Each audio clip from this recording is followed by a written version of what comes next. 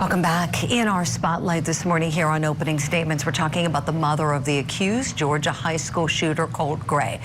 Mom now has been indicted for elder abuse for allegedly taping her own mom to a chair for 24 hours. The Atlanta Journal-Constitution is reporting that Marcee Gray was upset that her mother wouldn't travel with her to confront her ex-husband, Colt Gray, in November of last year. When her mother refused to go, police say that Gray allegedly taped her mom to a chair for nearly a day, took her cell phone, and damaged her house.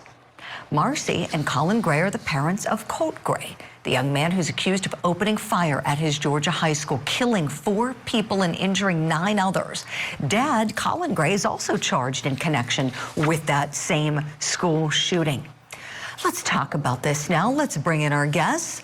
Former prosecutor famously put away Susan Smith, retired SLED agent, current lawmaker attorney Tommy Pope, and retired criminal defense attorney Kirk Nurmi are still with me.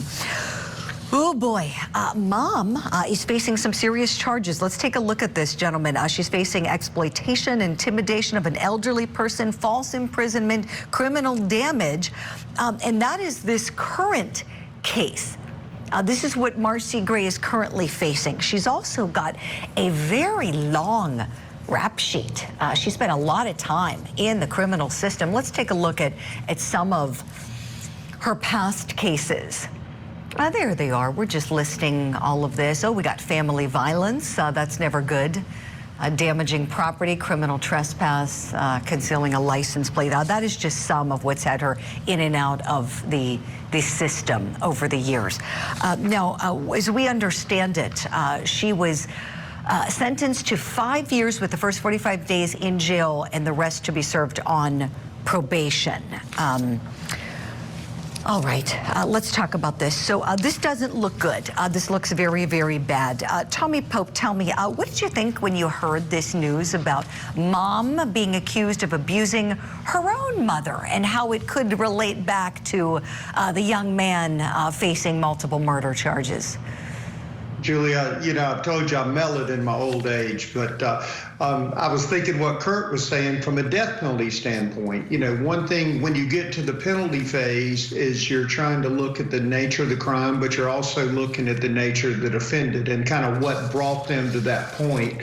And in this circumstance, you know, remember we had the post a couple weeks ago from the aunt that talked about the family and the wrath and the boy. And so, I mean, what it shows me on the tip of the iceberg is he comes from a dysfunctional family that may somehow illustrate what product he is of that environment. And as Kurt can certainly elaborate more, I think that would help possibly in mitigation of explaining how he ends up at that school that day with the gun. Tommy, I'm so glad you brought that up. Thank you for that. Kirk Nurmi, let's do it. Let's do the dovetail off of what Tommy was just saying.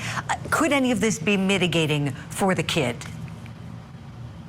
Sure, it wouldn't be an explanation, but it wouldn't be an excuse, but it would be an explanation. It would be mitigation because, you know, the sad reality is, and last week we watched the trial of Carly Gregg play out right in front of us. You wonder, how does someone that young commit an act so violent? And, you know, because they've seen it before, right? One of the things that you mentioned when listing her rap sheet was family violence. Violence was obviously inherent in that family dynamic. He had a mother that was willing to duct tape her own mother to a chair for 24 hours because she wanted to Marcee wanted to commit an act of violence. So it's not surprising, right? The math isn't complicated. Sonny mentioned victim perpetrator. I like to think the apple doesn't fall from the tree. Sadly, this isn't surprising based on my experience when we talk about mitigation because of the fact that these young kids in particular are such a product of their environment and can't process beyond that because of their youth. And that's why we see some of the violence we see, because it's been demonstrated to them probably their entire lives. Excellent points, Kirk. And something unique I'm thinking about right now as I'm talking with you, gentlemen.